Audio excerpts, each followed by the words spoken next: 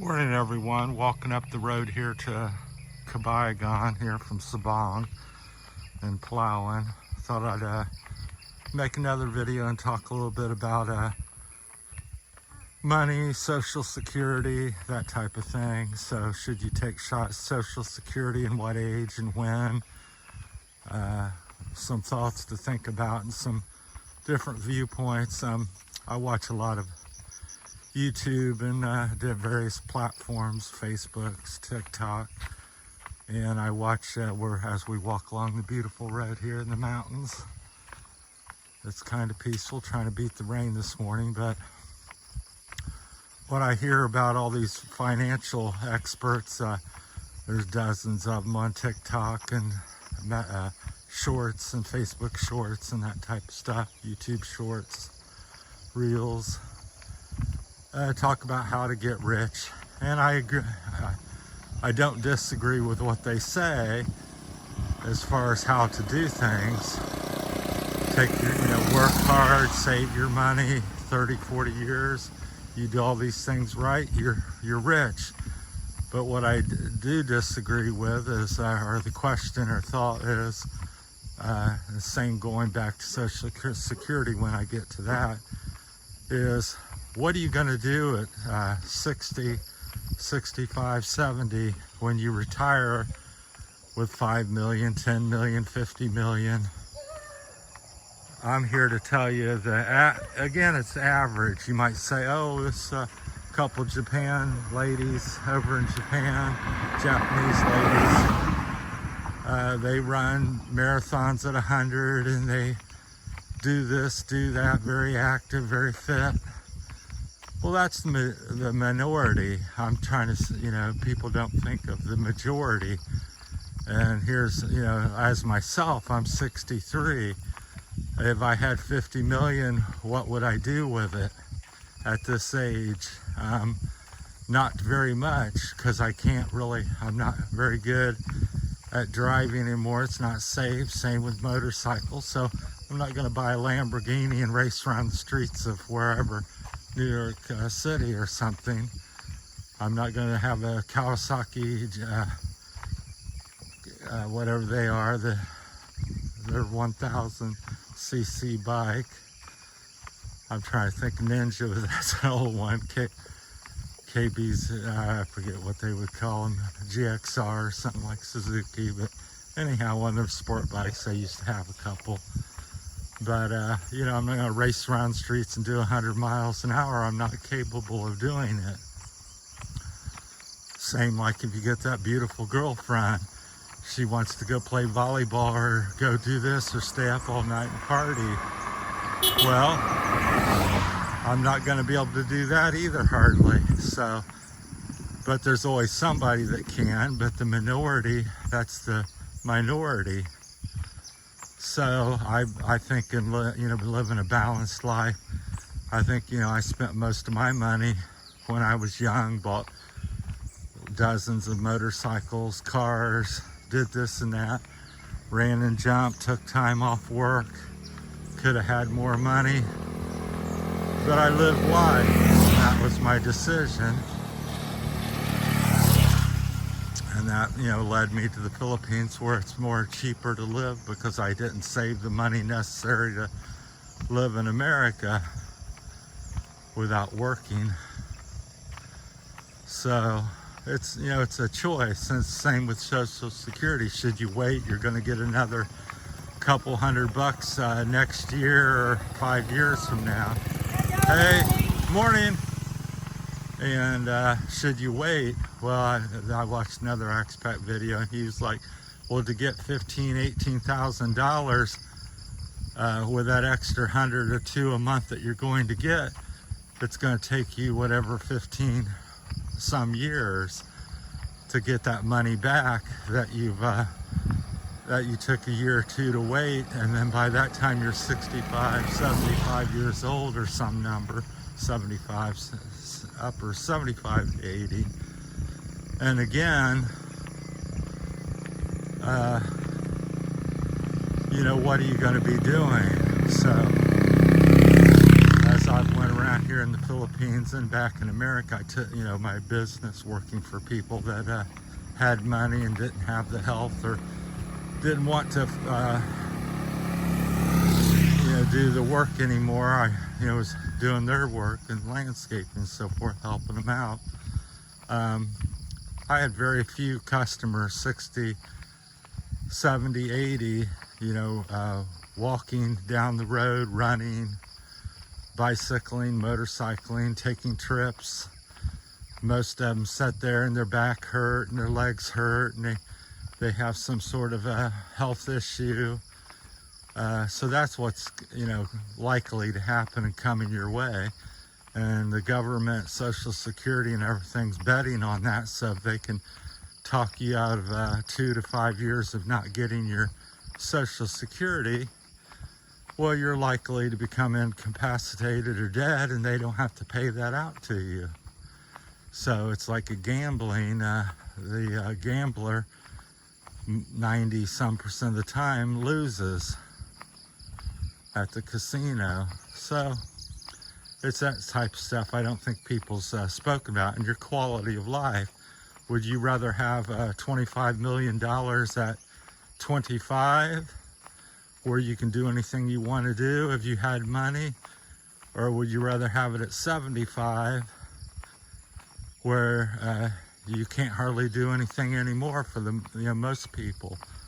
If you're one of the fortunate people, which I always thought I would be, I thought I'd be Superman and forever, and I couldn't see anything changing that, and I thought I'd be one that could run, jump, and do whatever. I still get out and do a lot, as you can tell by the videos, but it's a real struggle. So that's stuff to think about, and I think people fail to understand. What are you going to do with your retirement when you get there? Because when you get there, you're sold a bill of goods that you're going to have all this and that, and then you can do whatever you want. You can be generous, and you can do all these different things. Well, I'm here to say most people, that's not the case. That's my humble opinion. So anyhow, just saying, trying to get you to think about things, because I think that's another thing people don't talk about, the quality of life. To me, if I have $5 million or $5,000 and I'm 80 and I'm laying in bed and can't move, I really don't care. So people go, well, what are you going to do to be buried, or what are you going to do to pay your insurance? Well, what am I going to do? So again, I'm not really worried about them type of things at 80, and if I'm bedridden and could be dead at any time, I'm not overly concerned. So that's my answer. So I think as you get older and coming from the West, we're trained and taught to worry about everything. I thought I heard some rain. So, do you have the health coverage? Do you have enough insurance? Do you have enough money? Are you doing all this right, or doing this? Did I get this insurance? You got car insurance. Well, you need extended insurance. You don't, they sell you this, sell you that, and you work and get on the hamster wheel and chase all these things, and it's never ending. And then you're told, well,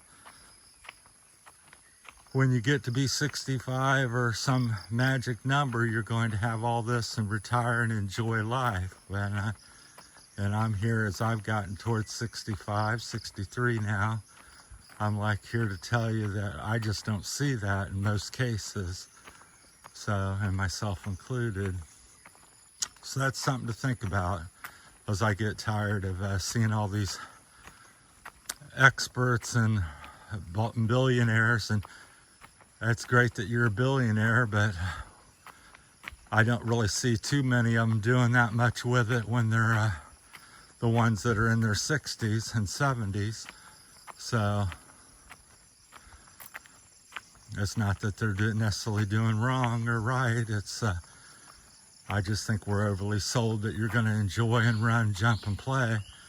I can barely walk or run up this mountain here, this hillside. So, and I'm 63. So having $1 million or 5,000 in my pocket doesn't make much difference in the quality or what I'm going to do or enjoy or can do. So, but you're told and thought that. So I think once again it's a balance. There's no definite easy answer, but I think as you get older, your days are numbered, and that's for sure. When you're, it's always numbered, but I mean, when you're 25, you can kind of bank that you've got another 25, 50, years to get something done. You're 75 or 60 years old. Well, you can say, I've got 15 or 20 years to live. Out of them 15, 20 years to live, I got 5 or 10 that's likely to be good, where I feel good and able to get up and move. So it's different stages, and as you go along in life. So yeah, you've got 20 years to live, but out of them 20 years, what are you going to be able to do? So maybe 5 or 10, you might be able to get up and go for a walk and go on your vacation and swim, go to the mountain lodge and ski. It's quite likely as you get closer to the time of your departure that we'll call it, that's not going to be the case. So just like my father lived to be 94, and people go, well, that must be a wonderful life. Well, it was, but at the same point, I can tell you the last 5 to 10 years or 15 years wasn't so great. Always in the hospital, always seeing the doctor. The things he wanted to do were relatively simple, but a lot of times he wasn't able to do that. Go play cards, go out to eat. He had to go to the doctor and had some sort of pain or issue. So that's what we're all facing, and that's stuff to think about. So should you take Social Security? I say take it as soon as you can. And even if you're a multimillionaire, why leave something on the table when you've worked and earned for it? It's not a gift to you. It's something you've earned and paid. So, morning. Morning, Chris. So just keep them things in mind. So, like I said, I just think it's a balance in life. Should you get all your money when you're 20 and 30? Be great, but not so great at the same point, because you're not mature and wise enough to take care of it. Most people would waste it and have nothing when they got older.